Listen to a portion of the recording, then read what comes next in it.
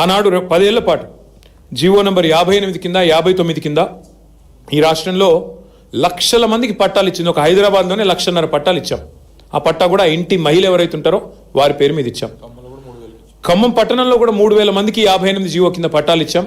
అట్లా ప్రతి చోట, ప్రతి నగరంలో, ప్రతి మున్సిపాలిటీ పరిధిలో, గ్రామీణ ప్రాంతాల్లో కూడా జీవో నెంబర్ 58 కింద పెద్ద ఎత్తున పట్టాలు ఇచ్చాం. కానీ ఈ ప్రభుత్వం ఏం చేస్తున్నది?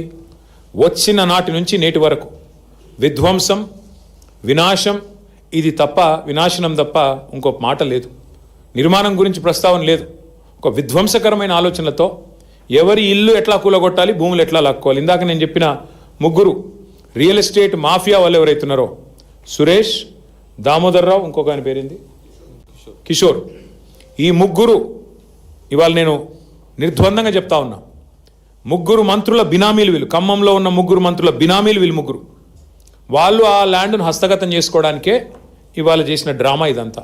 వాళ్ళు ఏమనుకున్నారంటే మున్సిపల్ ఎలక్షన్ అయిపోయింది కదా, ఇప్పుడు కొడితే అడిగేవాడు ఎవడు అన్న లైన్లో పోయారు. ఒక శత్రుదేశం మీద దండయాత్రకు పోయినట్టు 3,000 మంది పోలీసు వాళ్ళు పొద్దున 3టికి పోయి వాళ్ళను మెడలు బట్టి బయటికి నూకి ఇండ్లన్నీ కూలగొట్టారు. మీరు చూశారు వీడియోలు.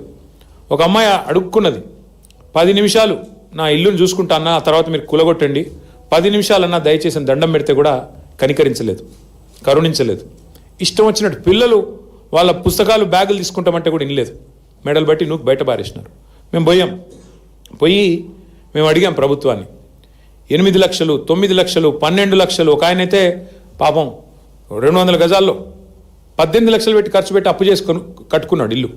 కట్టుకొని కూడా 1.5 సంవత్సరం కాలేదు. కాబట్టి ఇట్లాంటి పట్టాలుండి, అన్ని రకాల హక్కులుండి, యాజమాన్య హక్కులుండి ఇండ్లు కట్టుకుంటే మీరు ఎట్లా ఇలా కొడతారు అంటే ల్యాండ్ మాఫియా అంటారు. ఎవరండి ల్యాండ్ మాఫియా? ఇప్పుడు నేను చెప్పిన సురేషు, కిషోరు, దామోదర్రావు వీళ్ళు ల్యాండ్ మాఫియా. మా వెనకాల ఉండి నడిపిస్తున్న ముగ్గురు మంత్రులు మీరు ల్యాండ్ మాఫియా. ఇవాళ ఎంత విచిత్రం అంటే కూల్చిన వాళ్ళే అసలు ఫస్ట్ కూల్చుడు ఎందుకు, మళ్ళీ తర్వాత చేతులు కాలినాక ఆకులు పట్టుకున్నట్టు మళ్ళీ అన్నీ ఇందిరమ్మ ఇల్లు కట్టిస్తామని చెప్పుడు ఎందుకు? వాళ్ళు ఒక్కొక్కరు 10, 12, 18 లక్షలు పెట్టి కట్టుకున్నారు ఇండ్లు. ఇవాళ ఆ ఇండ్లు కూలగొట్టి ఇప్పుడు తీరా హంతకుడే సంతాపం చెప్పినట్టు ఇప్పుడు మళ్ళీ ఈ సిపాయిలే పోయి పట్టాలు ఇస్తారంట. ఎక్కడిస్తారు అది? అక్కడ ఇవ్వరంట. ఎందుకంటే ఆ రియల్ ఎస్టేట్ మాఫియాకి అడ్డం వస్తుంది కాబట్టి పక్కన ఎక్కడో ఇస్తాం, అది కూడా అందరికి ఇవ్వరంట.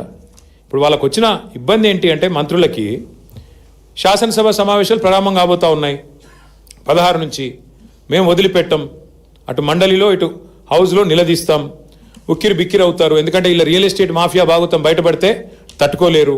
అందుకే ఇవాళ ఆగమేఘాల మీద పట్టాల పంపిణీ నిర్ణయం తీసుకున్నారు.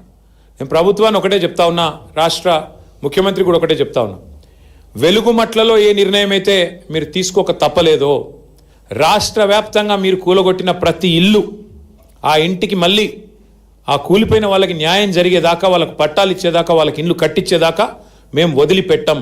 ఇది రాష్ట్ర వ్యాప్తంగా హైడ్రా కావచ్చు, మహబూబ్ నగర్లో దివ్యాంగుల కాలనీ కావచ్చు. ఎందుకంటే మీరు చెప్పారు మీ మేనిఫెస్టోలో, ఏం చెప్పారు మీరు? కాంగ్రెస్ పార్టీ మేనిఫెస్టోలో పేదలకు అసైన్మెంట్ భూముల మీద హక్కులు ఇస్తాం. మీరు చెప్పిన మాట, నేను చెప్తున్నది కాదు. పేదలకి అసైన్మెంట్ భూముల మీద హక్కులు కల్పిస్తాం, యాజమాన్య హక్కులు కల్పిస్తామని చెప్పారు.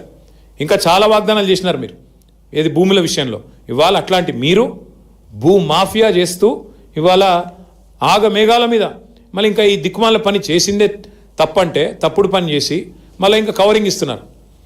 ఇంకా విచిత్రం ఏంటంటే ఇది 147, 148, 149 ఈ 3 సర్వే నెంబర్లు.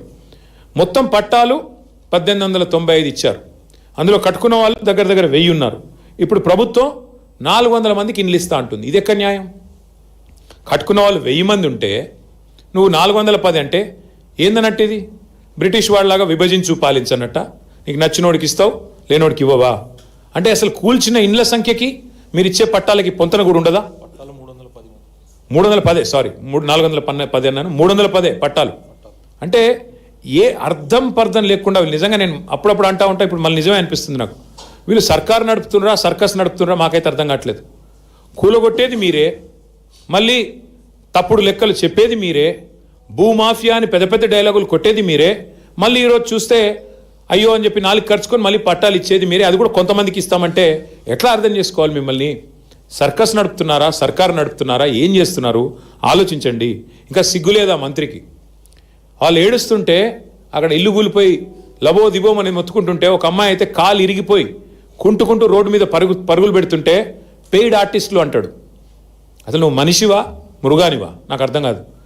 నిన్ను అన్నా నీకు ఓట్లేస్తే ఖమ్మం జిల్లాలో ఇదా నువ్వు చేసే పని? నేను అందుకే అంటా ఉన్నా, ముందు ఈ ముగ్గురు మంత్రులు, ముఖ్యమంత్రి రేవంత్ రెడ్డి ఆ